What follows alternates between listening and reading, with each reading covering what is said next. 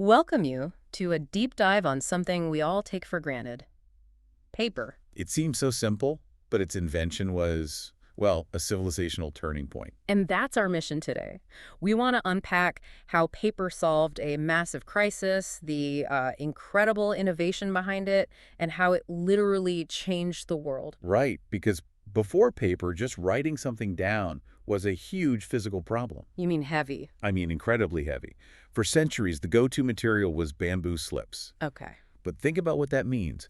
A single copy of a famous history book, the records of the grand historian, would have weighed about 70 kilograms. 70 kilograms, that's a person. Exactly. It would take up a whole cubic meter of space. We even have this famous story of a politician who had to review 120 kilograms of bamboo documents every single day. That's not administration, that's weightlifting. It puts a hard physical limit on everything, on education, on government. It does. And if you wanted a lighter option, well, there was silk. The luxury choice.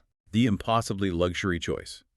A single roll of silk could cost the same as 720 pounds of rice. There was a saying, the poor just couldn't afford it. So you're stuck between a rock and a hard place. Either it's too heavy to move or it's too expensive to even own. You got it. Society was desperate for something cheap and light. And this is where the story pivots. Here's where we meet Cai Lun, around 105 CE. Yeah, and it's interesting. He wasn't really the inventor of paper, so to speak. People had been making crude forms of it. He was more the successful optimizer, the one who perfected it. That's the key. He made it scalable and functional.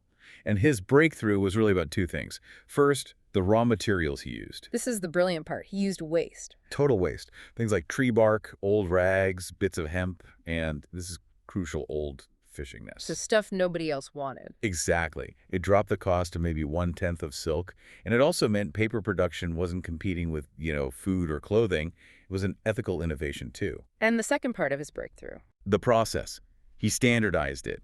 He perfected this 5-step method, especially the part where you boil the pulp with an alkali. What did that do? That was the chemical trick. It fully broke down the fibers, so you got this really uniform, consistent pulp. Ah, so you get better quality paper every time. Better quality and faster production, especially with a new tool he helped introduce, the movable bamboo screen. It just made everything more efficient.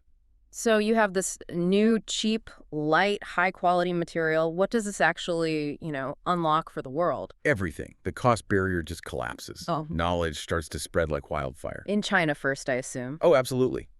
The sources have this great analogy that culture went from being a high and cold goddess for the elite to an accessible neighbor girl for everyone. I love that. So it democratizes learning. Instantly. You see texts on agriculture and math spreading because people can finally afford them. And then it starts to move. It does.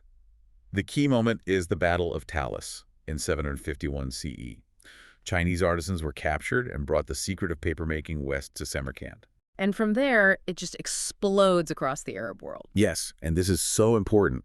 It fueled what's called the 100 Years Translation movement. They used this cheap new paper to copy and save ancient Greek texts that would have been completely lost to Europe otherwise. So paper becomes this vessel carrying knowledge across cultures and time. And then, centuries later, it finally gets to Europe. And it arrives just in time. For Gutenberg. For Gutenberg's printing press in the 15th century. You need both. A printing press is useless if the material you're printing on is as expensive as silk. Of course. That combination, cheap paper and mass printing, that's the engine for the Renaissance, for the Protestant Reformation. It is. I mean, Martin Luther's 95 Theses spread across all of Germany in 2 weeks. That's purely because paper was finally affordable for mass distribution. It's just stunning. A simple logistical problem, the weight of knowledge held back civilization for centuries. It really did. And here's a final thought for you. Even now, in our digital age, we talk about instant global communication. Right, weightless information. Exactly. But that reality only exists because 2,000 years ago, someone figured out how to make knowledge light enough for 2 people to carry instead of needing 5 wagons. That fundamental shift still defines how we share ideas today.